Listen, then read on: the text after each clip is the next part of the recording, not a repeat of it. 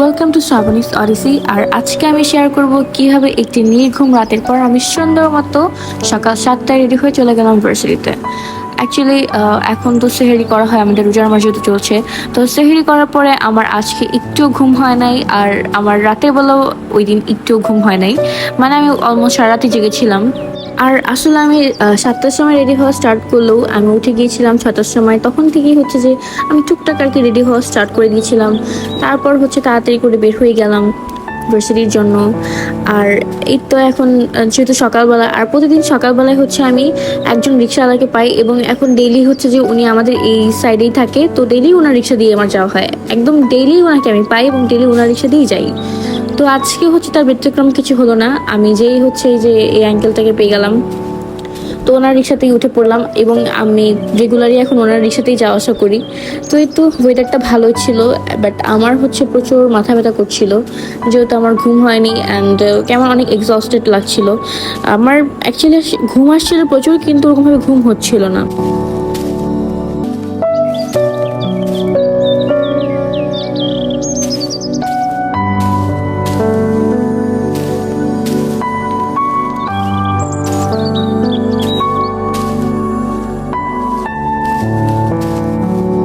তারপর এই তো একটু রং ঢং করতে করতে এই যে ফাইনালি পৌঁছে গেলাম ভার্সিটিতে। আর এখন আমি ফার্স্ট নতুন বাজার আসার পর হচ্ছে যে এখান থেকে একটু হেঁটে আসি, কারণ ওই পর্যন্ত হচ্ছে যে রিক্সা যেতে চায় না মাঝে মধ্যে। আর ওই দিন অ্যাকচুয়ালি অনেক জ্যাম ছিল, তো আমি নিজেই নেমে নেমে যাই। যে এখানে আমি যদি রিক্সা দিয়ে এই পর্যন্ত আসতাম, তাহলে মনে হয় আমার আরও 10 থেকে 15 মিনিট আরও এক্সট্রা লেট হতো। তো এর থেকে ভালো আমি হেঁটেই যাই।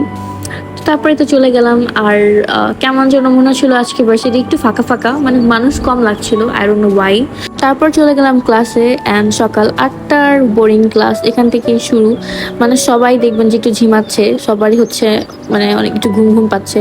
দেন ক্লাস শেষ করে চলে যাচ্ছে এখন বাসায়। আর আমি একদম লিফটে একা ছিলাম, আর আজকে আমার ফ্রেন্ডও আসে নাই, তাই আমার আরও বেশি বোর লাগছিল। তারপরে তো চলে যাচ্ছি।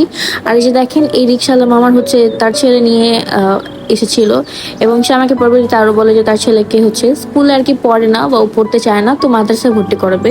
তাকে এখন সে একটু টাকা পয়সা গোছাচ্ছে, তারপর ওকে মাদ্রাসায় ভর্তি করে দিবে। তো আমি আর কি ওকে নাম জিজ্ঞেস করেছিলাম, তো ওখান থেকে আর কি আঙ্কেল বললো আমাকে সব কিছু। তারপর এই তো দেখতে দেখতে বাসায় চলে আসলাম। আর বাসায় আসার পর হচ্ছে এখন আমি খুবই কেয়ারফুলি গেটটা খুলবো, কারণ গেট খুললেই মুইজা হচ্ছে দৌড় দেওয়ার প্ল্যান করে।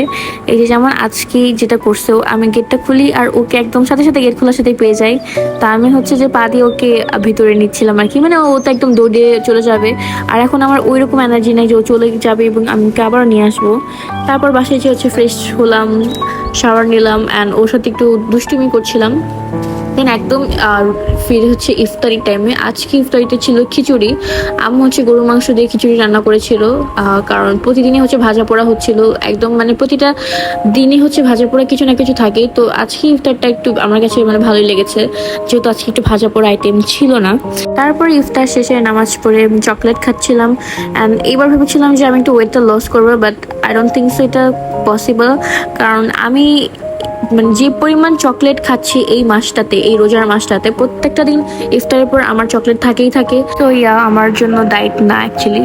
তো এরপর হচ্ছে উইমেন্স ডে উপলক্ষে ভাই আমাকে এই রোস্ট এনে দেয়, অ্যান্ড এই জন্য ভাইকে অনেক অনেক থ্যাঙ্কস। আর আজকের ভিডিওটি এই পর্যন্ত ছিল। Thanks for watching.